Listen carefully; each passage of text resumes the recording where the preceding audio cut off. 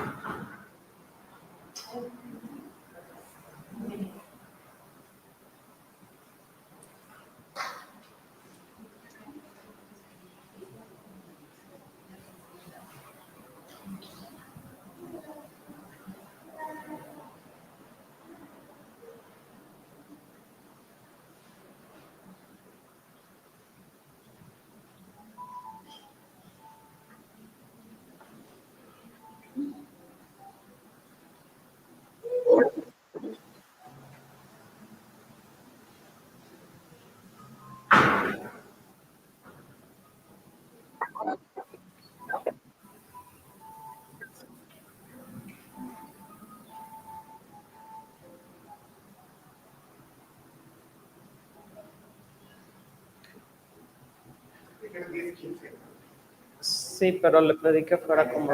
¿Ya? Ok. Sí, va a ser intro mismo. ¿A quién le hablo? O sea, ¿ya empiezo? I unmuted the microphone for you. Hola, buenos días. Bienvenidas y bienvenidos a la presentación de Economía Creativa número 21. Bueno, para nosotros es un placer concluir este proceso editorial de la revista arbitrada académica de CENTRO, que en esta ocasión fue una coedición con la Universidad OCAD de Toronto. Y bueno, les voy a hacer una breve introducción para quienes estamos aquí de comunidad de habla hispana. Esta revista pues la empezamos a trabajar, a planear, yo creo que hace más de entre 8 y 10 meses. Y lo que creo que va a ser interesante compartir es que creamos una especie de base común para saber cómo podíamos abordar una reflexión y abrir distintas conversaciones sobre la creatividad pensando en dos contextos específicos, ¿no? En este caso, con la universidad en Canadá y desde aquí de CENTRO. Entonces, el valor de la coedición, pues es que justamente se unen dos esfuerzos institucionales, se hacen dos exploraciones de plumas académicas, de temas, de inquietudes, de temas de investigación, y pues lo que hace la revista es tratar de congregar todas estas conversaciones en un solo lugar.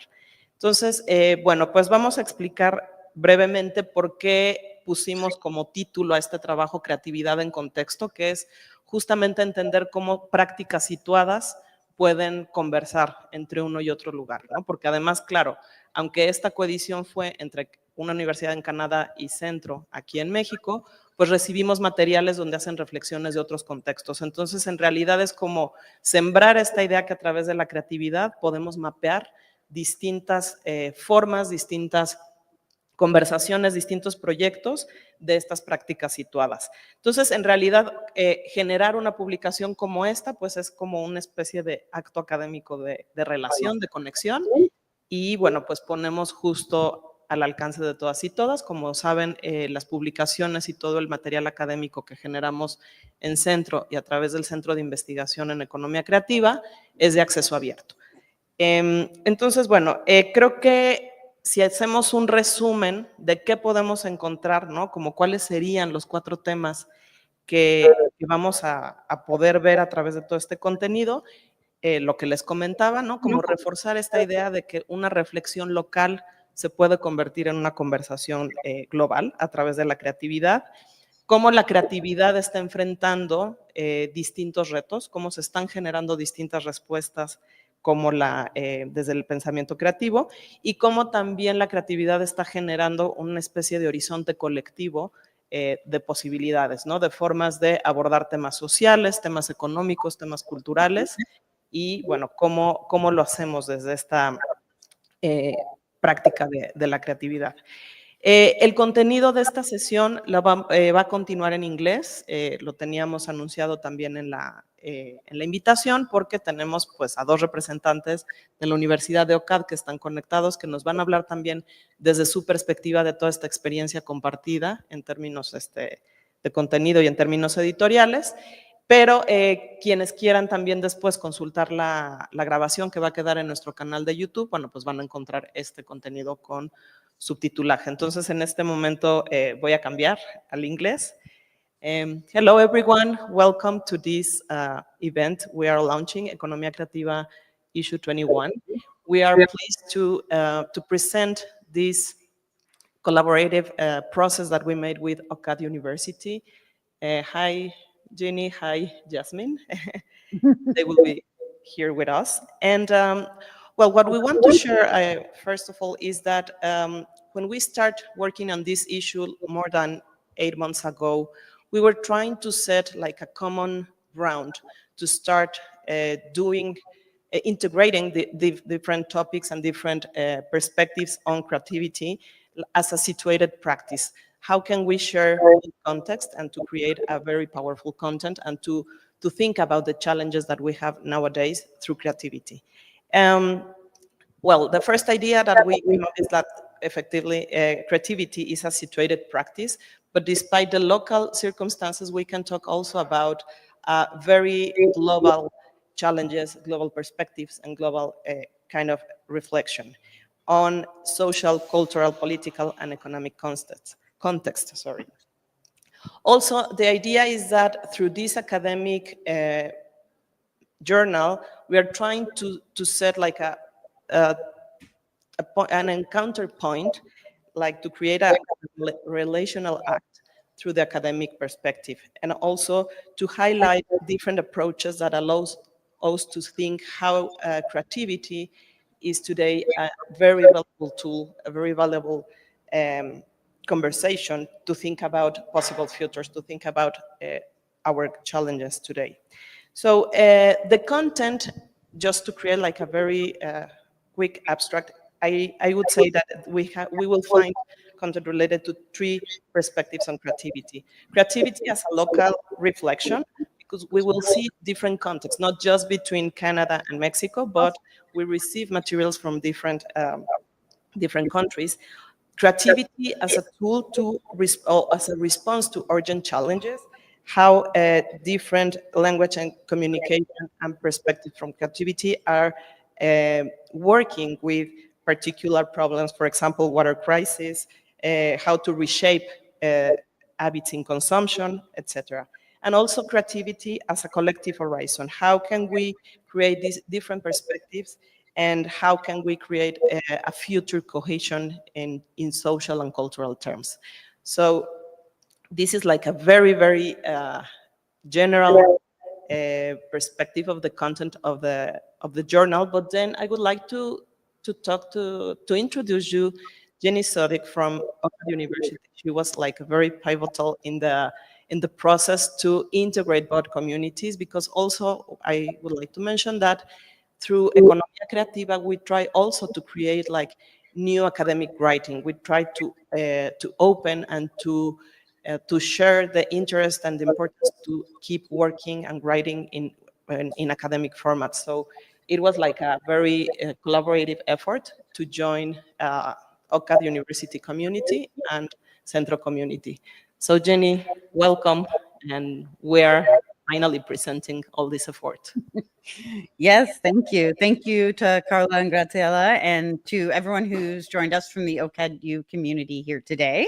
And of course, all the people who have joined in Mexico, and as Graziella mentioned, around the world who have participated and contributed to the journal. It's really exciting to come together, not just for this launch, but for the journal itself. And already mentioned is there's such a range of dialogue that hopefully when we unveil the digital copy of the publication to you at the end of these remarks, there'll be lots for you to dig into and really see the multitude of voices that are coming together. So I have not been here for 21 issues. So I have written my remarks because I want to make sure that we acknowledge everyone who's been part of this project. So our conversations as a creative community are framed by the need to confront and imagine our shared global futures.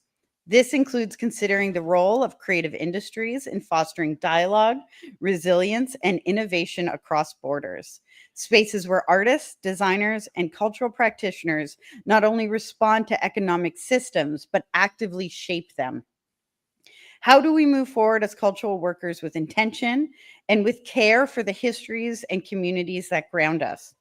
How do we nurture the creative economies we are part of, knowing that this work is always situated on Indigenous lands with its own priorities, sovereignties, and ongoing struggles? So in developing this publication, we acknowledge the ancestral territories where we live, work, and create. Here in Toronto, this includes the Mississaugas of the Credit, the Haudenosaunee, the Anishinaabe, the Huron-Wendat, who are the original stewards of this land, along with the Métis, Inuit, and Indigenous urban communities who share it today. This territory is governed by Treaty 13, signed with the Mississaugas of the Credit. In Mexico City, we also recognize the heart of the city stands on the Tenochtitlan, founded by Mexica Aztec people in 1325. It is a place of deep Indigenous knowledge, creativity, and resilience that continues to inform the city's cultural life today. This acknowledgement connects directly to the work of one of the NGOs featured in the article in this publication that I co-authored with Sarah McClure, who is unable to join us today. She's camping in the south of France, which is lovely. But her and I got to learn a lot about the organization Culturans based in Mexico City, and you can read about them in the journal as well. They're doing work in the Chinampas of Xochimilco through a project called Project Chinampa, which is a green transition initiative amplifying Indigenous agriculture and community spaces and approaches to activating them. Their efforts invite us to explore the power of the Chinampas and their traditional knowledge and how it can be used to imagine sustainable cities and green solutions that draw from tradition, art, and science, together with local and global communities of practice looking to the future. Their project that I just explained is also a symbol of the core values in this publication. Values that highlight how creativity and knowledge can intersect with community, sustainability, and tradition to create new models for the future of our economies and shared environments. As a co-editor, it is meaningful to situate our work in these contexts. These voices brought together here reflect not only academic excellence, but also our responsibility to carry forward practices that are rooted in place, history, and community. So the ongoing partnerships between Canada and Mexico in the creative industries is rooted in a shared recognition of culture as both an economic driver and a bridge for understanding. Both countries. Oh, did we lose them? Graciela? Can you still hear us on your end? Yes, I can hear you, Jenny. Okay, wonderful. Okay. So both of our countries have affirmed at the federal level that creative economies are central to innovation, diplomacy, and sustainable growth. This collaboration reflects a belief that when we invest in creativity, we invest not only in prosperity, but also in stronger, more connected societies. Working with CENTRO, a recognized leader in the study of creative economies, has been an honor. Their expertise, commitment, and vision have long been recognized internationally, and this partnership allows us at OCAD to create a space where Canadian and Mexican voices are in dialogue, expanding opportunities for publications, exchange, and hopefully future collaboration. So as mentioned, it's been a privilege to work as co-editor on this publication, work alongside many amazing members of the OCAD University community. We have a pretty even representation of alumni, students, staff, and faculty. Many people fit into multiple categories within that, as is the way at OCAD, who have strengthened this collective effort. So I would like to recognize and thank you. And if you're here, just raise your hand and maybe people can come quiz you on your journal entry later. So we have Deanne Fisher, Sarah McClure in France, Madeline Collins, who's not joining us today, Danielle Nadine Pierre, Mike Waxer, Maya Hoffer, who may be watching online, and David Griffin. Thank you. So together we are building a transnational community that sees creativity not as a luxury, but as an essential force for sustainable, inclusive futures. I'm delighted to finally see this project come together. When Graciela says 8 months, I admit it feels like longer, but we have been collaborating on this. I was able to do this in pre-pandemic, so this is really also a really nice sign of things really getting back into a flow. Jenny, Yes? sorry that I interrupt you. It seems that there was a problem with probably the connection, and we start not following you. Sorry. Can you hear? Can you hear now? Yes, now it's better. Okay, well, I will take that as an opportunity to invite Deanne Fisher, Vice Provost Students and International, to share some remarks and speak further about her contribution to this issue.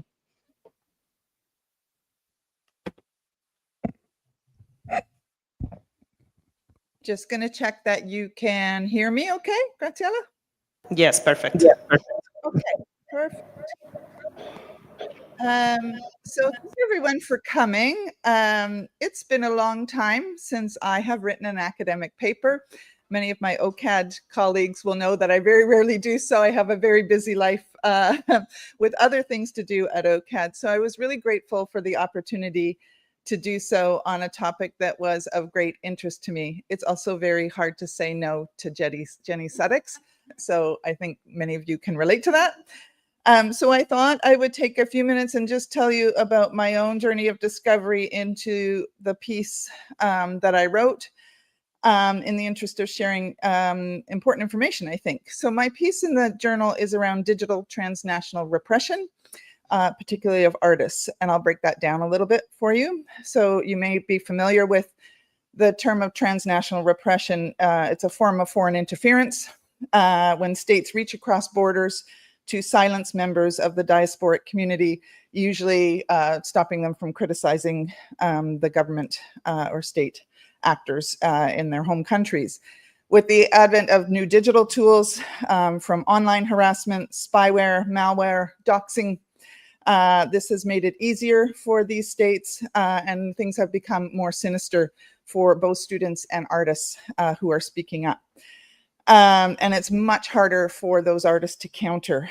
It often drives artists into silence, and it is next to impossible to have a career as an artist in hiding and with no digital profile. So why was I inspired to explore this whole issue? I think that I was mainly motivated by our own students at OCAD University and their involvement in the Women Life Freedom movement from a few years ago that was sparked by the death of Mahsa Amini in Tehran. I was incredibly proud of the bravery of our students who launched an exhibition and were very vocal, and learned also that it had a downside. It had repercussions for their safety, for their practice going forward, and for their families, some of whom were back in Iran. So I had spent my entire career balancing freedom of expression issues with protecting historically marginalized groups from discrimination and hate. But when you have an international population of students as we do, the complexities really escalate. And I found myself navigating those lines between diasporic communities, between two different communities, and particularly protecting students and artists from the reach of their own governments from their countries of origin, often authoritarian governments. So I have the privilege, I think in this context of being Canadian born and having all my relatives and family in Canada, and a relative sense of trust in my own government. So I'm not particularly afraid of being silenced or persecuted. So I felt that I had a responsibility to begin to bring these issues to the forefront because I do not exist in a high-risk situation. What I learned through the process of digging into the literature and the resources is that women and artists are particularly vulnerable to digital transnational repression. And I do trace some of those reasons in the piece. Some of it is around policy. Not everywhere in the world protects artistic freedom specifically. We may protect freedom of expression, but artistic freedom is actually a wider set and a particular set of freedoms. I learned that actually Mexico City, while I did not know this starting out, Mexico City is actually unique as a municipality. It has protected artistic expression through policy. And in fact, the law obliges the government of Mexico City to assist every person, group, community, or cultural association in the exercise of a series of cultural rights, among them artistic freedom. City of Toronto does not have such protections by comparison. I look into what civil society and professional organizations can do, and as is my general style, my article ends with a lot of practical suggestions because that's generally where I land. And one of the reasons that artists are less protected is artists tend to work somewhat in isolation, are less organized, don't have that guild structure that, for example, journalists have. So there's a lot of resources around the protection of journalists from transnational repression, less so artists, and they are, as a result, quite vulnerable. And I do look into what universities as a place where the arts and education collide and a lot of freedom of expression happens to take place, what we should be doing and can be doing to provide more support. So I hope you take the time to read my piece. It goes into quite a bit more depth than I'm going to share here. I also acknowledge that I was writing in real time. So at the time that I was writing this piece, Trump had not taken the presidency yet. He had been elected, I believe. I knew that, but he had not started. And I think I think Ernesto might be in the Mexico room somewhere there. Ernesto works for the Canadian Embassy as the Trade Commissioner for Creative Industries in Mexico City.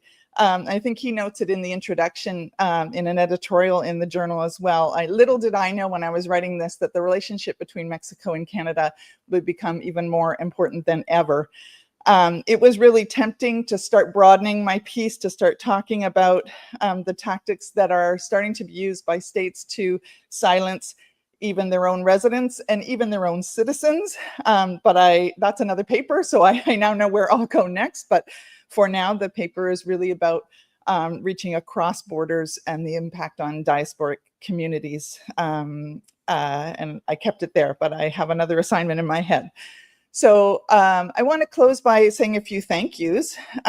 So thank you for the opportunity to dig deep in our daily lives. It's hard to find the time. I think all of you in the room here can recognize to really focus on a subject and to really find the time to research and write. Especially since I happen to be an administrative staff member, it's especially difficult for me to do so. So I want to thank the CENTRO team and Jenny and Sarah and Jasmine, who are on the OCAD side of this, for the opportunity. Thank you to Ernesto, if you are there, and the Government of Canada and the Embassy in Mexico City for their support. Thank you to all of you who contributed. I'm looking forward to reading all of your pieces. For those of us who contributed, this is our first opportunity to see all the other contributions as well. It's really interesting. I can already see the threads between many of the papers and pieces. And I have a personal interest in the future of beer consumption, so I'll be reading that one first. I believe it's on the Mexico side.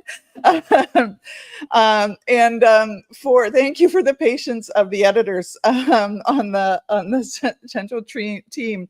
I think, like all creative processes, there's a point where you don't want to look at what you've made ever again. You think it's a piece of garbage. Please don't tell me there are further feedback or editorial changes that you want, because I don't want to reopen the document. And of course you do. And of course you accept the criticisms and you accept the feedback. So thank you so much for your thoroughness and for your persistence in getting us all to the final product. And finally, I want to thank Sarah McClure, who's not here with us, Jasmine Cardenas, who was part of the team in putting out the call and holding info sessions and encouraging many of us to contribute, and the unstoppable Jenny Suddick on our end, who was really the inspiration and motivation for this collaboration. And with that, I think I will turn it back to Mexico. Yes, yeah, to Graciela. Thank you, Graciela and Carla. I think you're both there. Turn it back to you.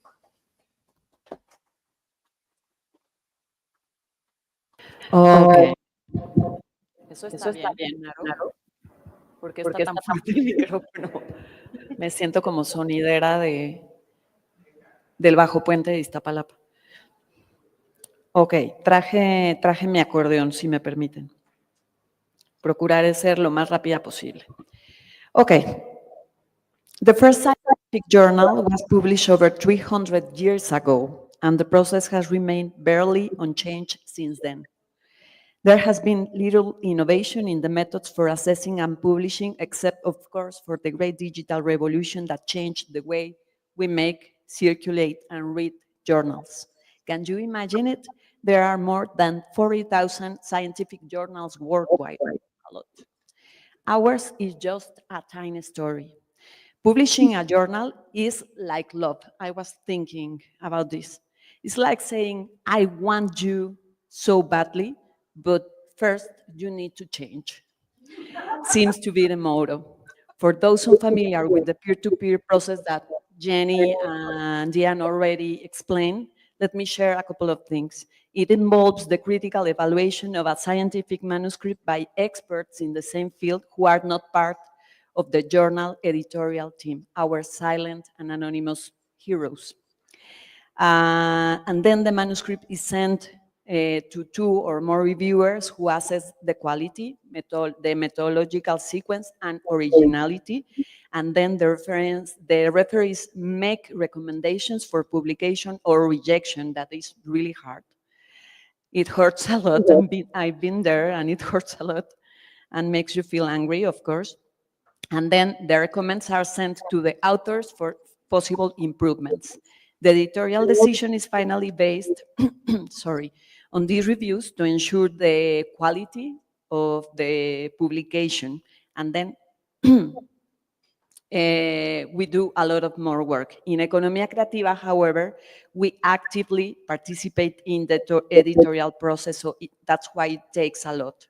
Because we dive into, once we have the referees' feedback, we dive into the text and collaborate with the authors, making changes to improve the papers. So it takes months and months, and that's why it's really hard. And that's why we are really happy for this achievement. Additionally, we carry out a digital marking process that transforms published articles into structured formats, allowing key information such as titles, authors, abstracts, sections, references, and metadata to be identified and arranged. This task is run by our associate editors, Carla and Alejandra, that are with us here this morning, to make the contents more visible, interoperable, and indexable in scientific databases. What a pathway. So the entire journal is then spread through Open Journal System. I'm going to show you Open Journal System and WordPress in a moment, so you can explore both formats. The Open Journal System allows you to download each paper as a PDF, and the WordPress, that is wonderful, shows you the contents in a more friendly and even multimedia version. So it's mobile friendly and it's easier to dive into. So as you can see, finding love and building a successful relationship is easier than running a scientific journal. That's my conclusion. It takes a lot, but I think it's worth it, for sure. So thanks to each person who has collaborated in this Economía Creativa 21 romance, where you will find 11 peer-to-peer reviews papers and 6 non-peer reviewed contributions from 27 authors from around the world, not only Canada, as we already shared with you, who experienced the process of writing, editing, rewriting, and re-editing stories related to creativity, creative industries, social innovation, and future studies. Also, of course, we would like to thank a lot to our amazing editors, Ginny and Diane, all the referees whose names we can reveal because it's an anonymous collaboration, but you know who you are, so thanks a lot. And all the editorial and technological team, our counselors, of course, our readers, and especially to the Canadian Embassy in Mexico, especially Ernesto Miranda, for trusting and collaborating in this editorial and academic polyamory. That's the way I think about this. So it's up to you, Graciela. Well, thank you for sharing with all our audience to talk about the editorial process, but I want to emphasize something that I think it's very particular in the case of Economía Creativa. And we try to involve, I mean, we know how specific, how particular is to participate with academic writing, but also to look for academic papers in a research process, for example. But also we try to integrate our community in a very different perspective. Each issue you will see, I mean, obviously you have to download this issue that we are launching, but also I invite you to explore all the issues. You will see that the visual part of our journal is very particular because we invite our undergraduate community of different programs, for example, visual communication, cinema, etc., to contribute with a visual part of the issue. In this case, we work directly with our amazing faculty from the photo laboratory, Shtabai and Pavka Segura, because we try to create like also a visual portfolio with amazing photographic work from our community of students. So what we try is like to create attention on the journal, yes, through the academic content, but also through the creativity in the visual perspective of the journal. So you will see that it makes a very particular, it's different, how it looks and how you can dive into the issue. You can do it just for a visual perspective, but also for the content. And I want to emphasize that because it's something that is particular in our own process. And then I want to close this conversation giving thanks a lot to Ernesto Miranda because the launching of this issue, it's like not the final point, but like suspensive point, a collaboration that started several years ago with Canadian Embassy in Mexico through Ernesto. We start doing a map study of creative industries between Mexico and Canada, and we made this project Panorama Creativo. So when we start all this journey to create academic conversation, to map the sector, the creative sector in Mexico, in order to open conversations with also creative professionals in Canada, we thought that it was very important to have one academic journal talking also about this. No? It was a different editorial and research project, Panorama Creativo. By the way, you can find it in the website of the research center. But we said, okay, we should open this dialogue between two institutions, between two universities. So finally, we are doing this thanks to OCAD University, thanks to the motivation, strength, and persistence of the team. And it was really a joyful experience. And we want to invite you to check the result, to read the result. Thank you very much. Okay, so because Ernesto is here, is joining the conversation. And thank you very much for audience that it's here in Centro, that it's in OCAD, and also all the audience online. As I said, you can check, I think we had a wonderful presentation of the content and all the reflection around the issue, so hopefully you will see later in our YouTube channel. Thank you very much.